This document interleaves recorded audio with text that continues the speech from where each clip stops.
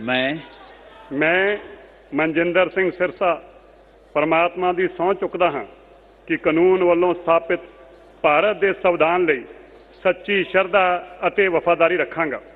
मैं भारत की प्रभुता अते अखंडता बरकरार रखांगा। मैं मंत्री के रूप में अपने कारजां दा नैतिक तौर पर शरधापूर्वक जिम्मेवारी निभाउंदे अते मैं डर पक्षपात वैर विरोध तो बिना सारे लोगों के प्रति संविधान अते कानून मुताबक न्याय करांगा।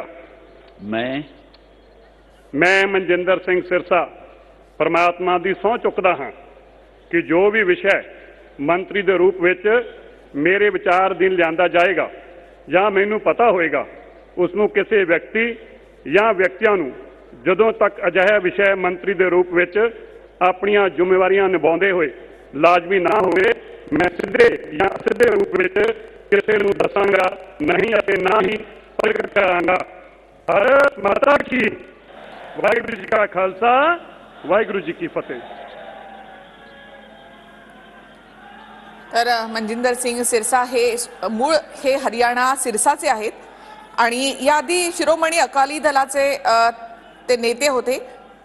त्यानंतर त्यांनी भारतीय जनता पक्षामध्ये प्रवेश केला आणि प्रमुख मंत्री म्हणून त्यांनी या ठिकाणी कॅबिनेट मंत्री म्हणून शपथ घेतलेली आहे।